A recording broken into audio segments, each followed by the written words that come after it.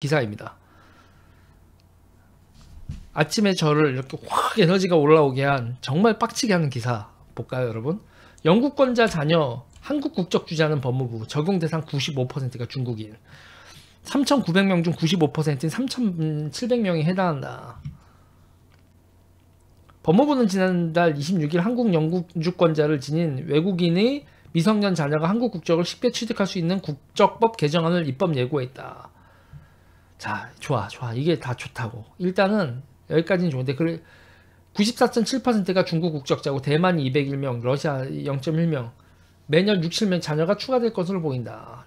소르버님, JYU님 감사합니다. 자, 저는 이게 문제는, 지금은 이렇게 보여도 이렇게 구멍이 생기면요, 구멍이 있으면 이걸 이용해 막 쫙 빨려들어서 이게 쫙 무려 여러분 수압이 높아지듯이 이런 구멍 하나 있으면 여기로 우르르르르. 대한민국 지금요 노동력이 부족한 나라예요. 노동력이 저출산이 쓰나미가 와서 노동력 공급이 안 될 거라고요. 올해는 신입생이 없었고 이제 조금 내년이면은 신병이 없고 조금 있으면 노동시장에 젊은 사람들이 투입되지 않는 나라고 이제 대량 이민을 받아야 되는 나라가 돼요. 이대로 있잖아요. 국가 대전략은 30년을 바라봐야 되는데 30년 후에 이딴 법을 만들어 놓고 30년이 가면 대한민국이 그냥 지도에서 지워지는 거라고. 제가 누누이 하는 거 저는요 이민자를 받아야 된다고 봐요. 우리나라 가서 이민자를 받아야 되는, 어쩔 수 없이 받아야 되는 상황이 돼버렸어. 근데 저는 뭘 부탁하는 거예요? 골고루 받아라는 거잖아요. 골고루 받아서 특정 나라 사람들이 왕창 들어와서 대한민국을 잡아먹을 수 있는 상황은 벌어지지 않게 골고루 받아야 되고, 그 사람들이 와서 대한민국에 동화되도록 만들어야 된다는 거예요. 그렇지 않으면 큰일 난다고.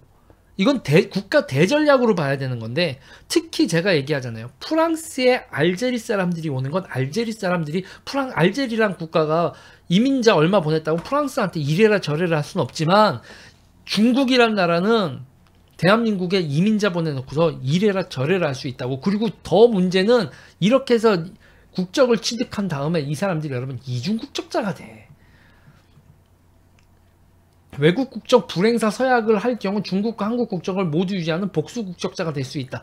얘네들이 외국 국적 불행사라고 해놓고 외국 국적 행사하면 어떡할 건데?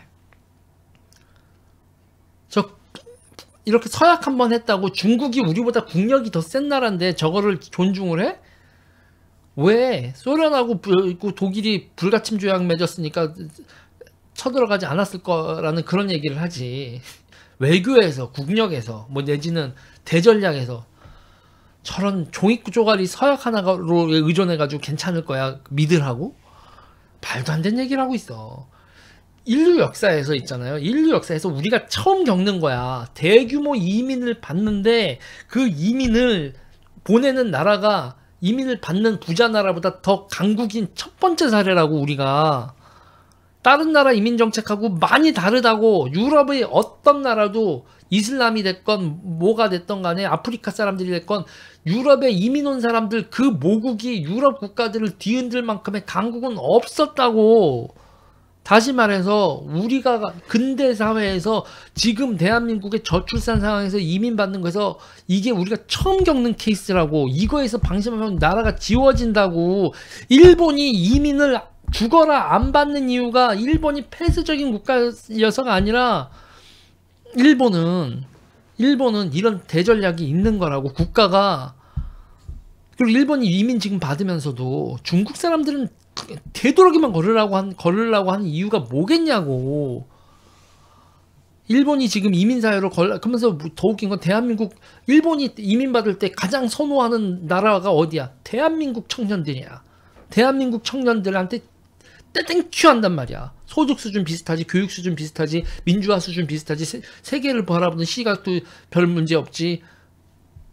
대한민국 애들이 와가지고 일본 사회에 동화해주는 걸 일본은 땡큐하고 이민 일자리 대한민국한테 개방을 한다고. 그리고 인구 구조상으로 우리가 거기 가면은 우리가 뭐 일본을 흔들 만큼 우리가 왕창 갈 수 있어요? 지금 나는 제일 어이가 없는 게 왜 이런 거에 대한 경계의식이 없냐. 그러니까 저는 그런 거예요. 나쿠님 감사해요. 나쿠님 감사합니다. 2030 일본을 일하러 많이 가죠.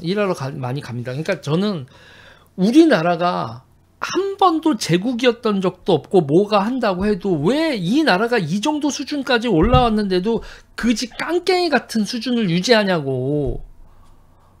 대한민국도 이쯤 되면 제국이라고, 이 나라를 큰 틀에서 경영을 하고 산업을 만들어서 계속 유지해야 된다는 생각을 해야 된단 말이야. 왜 일본 애들이 100년 전에 했었던 대전략도 이걸 일본은 메이지 유신 직후 뭐 기타 등에서 이런 거에 대해서 계속 여러 사람들이 국가의 대전략 기타는 어떻게 살아야 되냐 이런 것들을 계속 했는데 지금 우리는 2020년에 와서도 왜 스스로 그 자각이 없어. 국가 대전략에 대한 그런 얘기, 대전략 그게 뭔데? 이야,